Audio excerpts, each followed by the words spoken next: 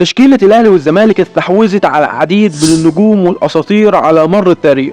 ففي الفيديو ده هقول لكم على أفضل تشكيل مجمع بين الأهلي والزمالك في الألفية الجديدة. هنرشح لكل مركز لاعبين أو 3، واللاعب اللي هنختاره هيكون بسبب الاستمرارية والبطولات والموهبة. ففي الأول والآخر دي وجهة نظر.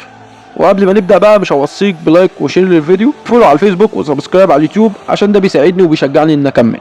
هنبدأ بمركز حراسة المرمى. في حراسة المرمى كان الموضوع صعب جدا عشان المركز ده مر عليه أساطير كتير زي قائد منتخب مصر التاريخي عصام الحضري وعبد الواحد السيد ومحمد الشناوي. فهنا الاختيار كان صعب جدا، ولكن رجعنا للتاريخ والخبرة وقوة الشخصية وكمان الموهبة الغير طبيعية اللي مش موجودة في أي حارس آخر.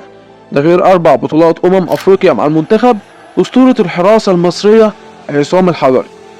وطبعا البديل ليه هيكون محمد الشناوي اللي كان حارس مصر في كاس العالم 2018 واستمراريته في التألق اكتر من عبد الواحد السيد. ده غير بطولاته الكتير جدا مع النادي الاهلي، افريقيا والدوري. ده غير دوره المباشر في حصد العديد من البطولات وكمان برونزية كاس العالم. نيجي بقى للباك الايمن. مر على الباك الايمن اساطير كتير بين النادي الاهلي ونادي الزمالك من سنة 2000 لحد دلوقتي، وكانت المنافسة بين اسمين كبار جدا، احمد فتحي والايقونة ابراهيم حسن. بس احنا هنا هنختار بالاستمرارية، فهنختار احمد فتحي، وكمان يعتبر تالت اكتر لاعب صناعة للاهداف في تاريخ الكرة المصرية. والبديل ابراهيم حسن. الاتنين قلوب الدفاع. طبعا هنا حدث ولا حرج، عندك اسامي كثيرة جدا زي الصخرة وائل جمعة وابراهيم سعيد ومحمود فتح الله ومحمد عبد المنعم وشادي محمد.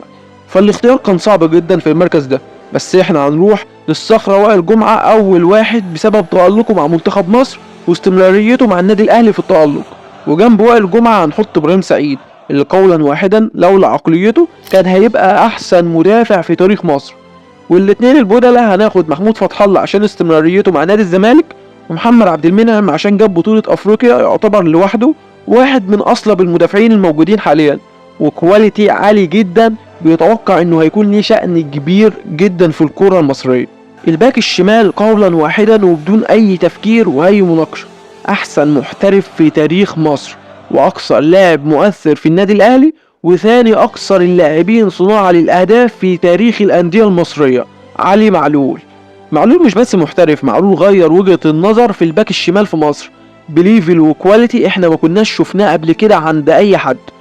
والبديل بتاعه هيكون كابتن سيد معوض، وطبعا محدش يقدر ينسى ماتشاته مع المنتخب وكمان مع الجيل الذهبي للاهلي وثنائيته مع ابو تريكة. نيجي بقى للديفندر.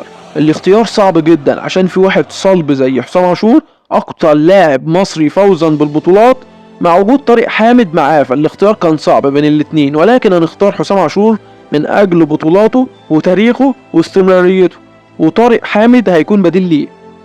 تاني واحد في نصف الملعب معانا كانت المنافسة بين الصقر أحمد حسن والإمبراطور حسام غالي، ولكن قولا واحدا لو سألت أي حد هيقول لك أحمد حسن القائد التاريخي للمنتخب المصري وأهدافه المؤثرة، والاحتياطي بتاعه هيكون حسام غالي الكواليتي العالي جدا وروحه الفدائية داخل الملعب، ولكن بسبب شخصيته هنخليه بديل. نيجي بقى لمركز صناعة اللعب. اللاعب رقم 10 عم الناس، أحسن لاعب في تاريخ الكورة المصرية اخلاقا وموهبة، الكابتن محمد ابو تريكة صاحب الهدف الشهير في افريقيا والهدف الشهير في نهائي افريقيا امام الصفاقسي. والاحتياطي بتاعه هيكون حازم امام اسطورة نادي الزمالك. نيجي بقى للجناح الايمن. كانت في منافسة بين احمد السيد زيزو ومحمود عبد الرازق شيكابالا ومعاهم وليد سليمان، ولكن هنا هنختار بعنصر المهارة واحد من احرف اللعيبة اللي جت في تاريخ مصر ان لم يكن احرفهم، محمود عبد الرازق شيكابالا. والبديل بتاعه هيكون وليد سليمان اللي من وجهة نظري واحد من افضل اللاعبين اللي جت في الوينج اليمين على عدلته وكده وتحسه معمول عشانه. في الجناح الشمال طبعا منافسة بين بركات وتلميذه حسين الشحات، وطبعا الاتنين مفيش خلاف على امكانياتهم، ولكن هنختار بركات صاحب الحلول المختلفة الخفيف الرشيق وكمان بسبب استمراريته وادائه القوي طوال مسيرته. نيجي بقى للمركز الأخير رأس الحربة. قولا واحدا كابتن حسام حسن، أحسن مهاجم في تاريخ مصر والهداف التاريخي للمنتخب المصري وهداف الدوري المصري 3 مرات. والبديل هيكون الكابتن عبد الحليم علي الهداف التاريخي لنادي الزمالك. ودي كانت التشكيلة الأفضل من وجهة نظري، وطبعا لكل واحد رأيه، ممكن نختلف فيه وممكن نتفق. فممكن تكون شايف لاعب يستحق التواجد بدلا من لاعب احنا حاطينه، فممكن تكتب لنا في التعليقات. طبعا بقى مش محتاج افكرك، لايك وشير للفيديو، تتأكد انك عامل لي فولو على الفيسبوك وسبسكرايب على اليوتيوب. سلام.